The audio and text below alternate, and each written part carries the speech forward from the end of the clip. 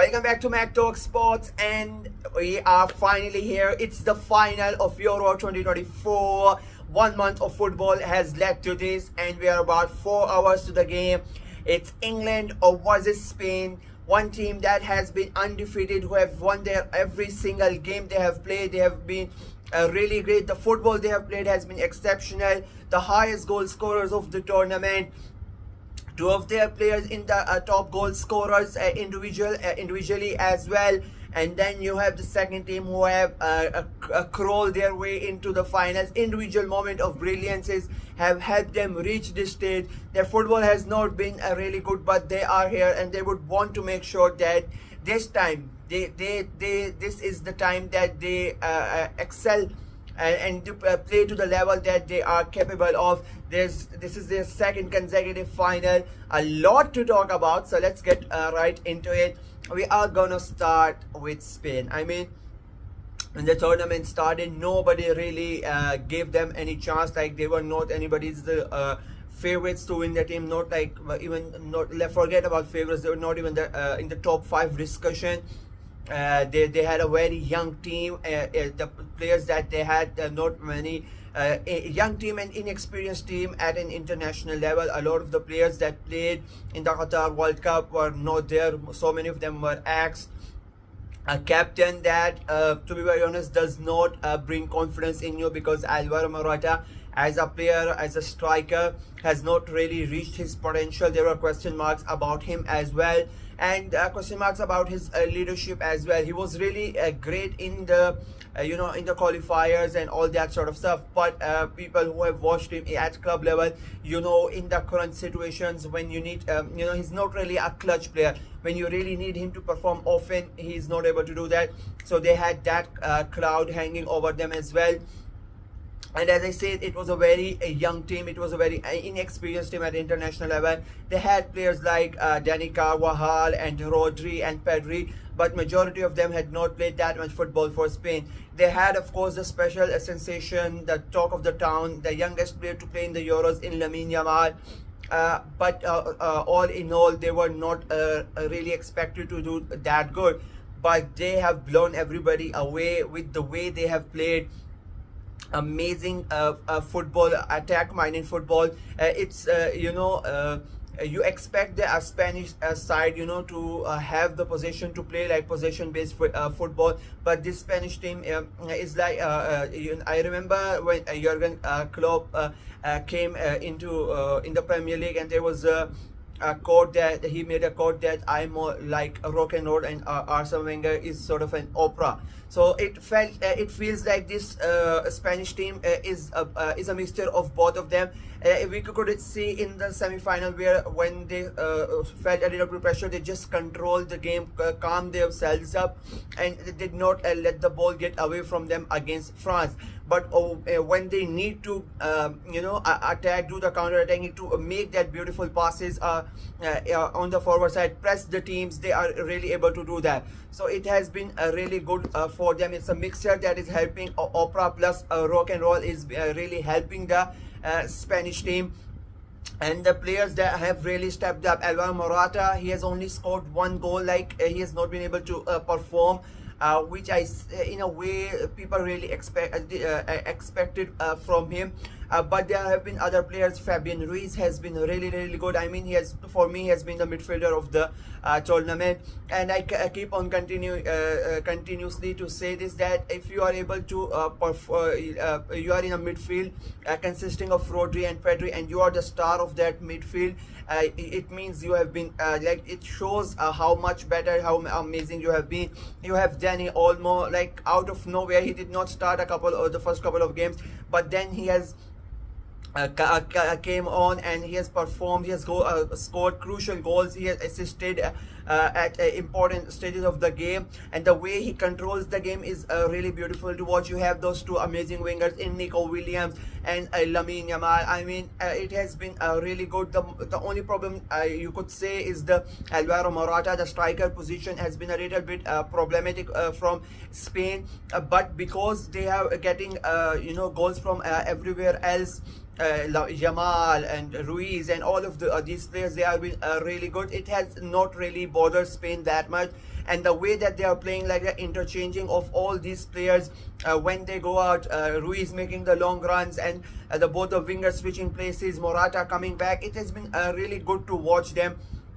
And it has helped them score too many goals as well, because the defense sometimes, and Morata, even though he's not scoring the goals, the biggest aspect of his game is like, because he's a threat, and so the defenders are with him, like he takes the defenders away, it helps the other players to come in, people like Olmo, people like Ruiz, to make those runs and get the goals which they have been able to do. So it's a really good structure that they have been able to come out with. And in the defensive wise, to be very honest, not many people have tested Spain in this tournament till now, and I don't think, to be very honest, they are going to be tested that much in the semi-final as well. But whenever they have been called upon, they have been able to deal with it. It's not like, as I said, it's you cannot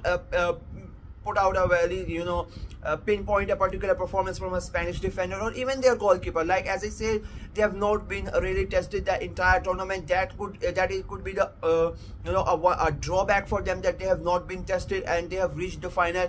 And maybe if England play up to their potential, it could be the first game that they have to really step up and play to their potential, and they need to have a really good game, and maybe that could sort of help England, that because they have not been tested that they should have in the tournament. Like, they have played France, they have played Germany, and the Germany game was, I think, the toughest test for them. Even the French game was not that tough for the Spanish defensive side, but the Germany game, you could say, like, that's the only game where you could say the defense was tested up to the level that you would expect.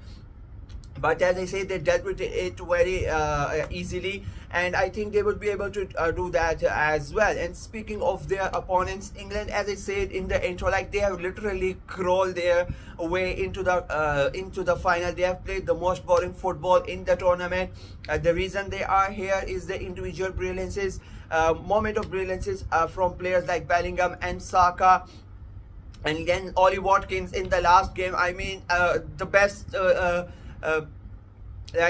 the best thing to watch an England game is that you are gonna it's gonna be boring, like, there's no doubt about that, but then at the end maybe you see something special from one of the players, and that's what has happened.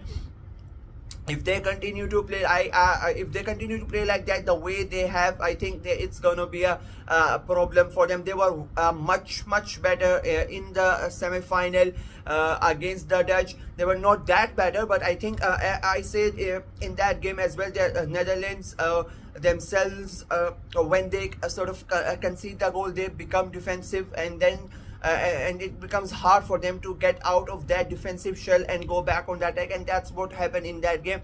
They had so much possession in that game, the Dutch, but they were not able to do anything. It was sort of like watching the same game, England doing the same thing and the Dutch doing the same thing. The Spanish team, in this game, I don't think are going to be the same way as the Dutch. They really keep the possession. They continue to pass amongst each other. And the best thing about the Spanish team is that they pass forward. Unlike England, when they have forward, it's like they're just passing sideways and backwards. There's no movement, the runs are not being made. Of course, the big question is going to be, again, should Harry Kane start? I did not want him to start in the previous game, and I think I was justified. The moment he went off, Ollie Watkins came in. The moment this happens, like, the entire aspect of the game changes. The midfielders, your Rices and your Minus, even like the defenders in John Stones, they know if they get the ball right up to it, and they are able to pass it correctly. The pass is correct. You have Watkins, and even Ivan Toney, if he could have come on, they can make runs behind the defender, and that is like an extra type of advantage that you have in your arsenal, to have strikers like this. But of course, he's gonna start Kane again, like. Is that at this moment of time, it's just reputation. They got lucky as well in the last game because of the penalty. Otherwise, Harry Kane would have not been mentioned in the entire game. He has been so absent the entire tournament. Same goes for Jude Bellingham. He has scored that incredible goal, but he's not being playing to the level that you expected from him. Phil Foden has been quite the entire tournament. He was back in the last game. He was really good, but then Southgate for some weird reason took him off. People are going to say that I'm being biased and whatnot, but the only consistent player in the English attack has been Bukayo Saka. He has already his moment of magic kept them in the in the tournament, in the quarterfinals. He has scored a couple of more goals as well, but both of them have been offside. And to not for to you know, and it's not even his fault as well. The other players were the ones who were offside.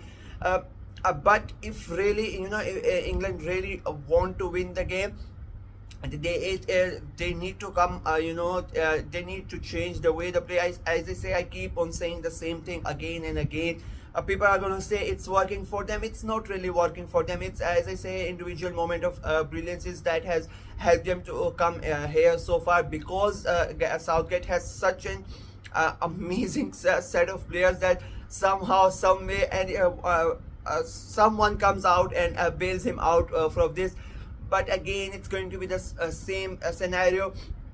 And to be very honest, I think if if he does not really do something in this game, Spain can hurt them. People are expecting a very tough game, a close game. I am really not expecting a tough game. I think it's gonna be an easy win for Spain, and I know that I have been jinxing in a way England. I have jinxed them up until to the finals. I thought they would lose the round of 16. I said they will lose the quarterfinal. I said they will lose the semi-final. But somehow, someway, they have reached the final. But I am gonna stick to my guns, and I think England are gonna lose tonight. It's football is not going to come home. But you see reports already online when they're saying, irrespective of the result, the FA are gonna keep Southgate as the manager. Why? Like, why? I have no idea what this guy has over them. What's the situation behind the doors? But how can you keep him? Like, if they win, amazing. Like, but it's not like it's Southgate's tactical brilliance and geniuses that has helped him to win the game. No, it's not that. It's because of the players that they are gonna win. So yeah, it's a weird one. Why do you want to still keep him at the job? But as I said, I don't see England winning. I am not even gonna bother about the lineups because I already know which players he's gonna play. He goes by reputation. I said in the last game that he's gonna revert back to the back four. The moment Gay came back, he did the same. He went to the back four and he played the same team that he has been playing for the entire tournament, and he's gonna play the same team. You're not gonna see a Cole Palmer start. Not gonna see Ollie Watkins start.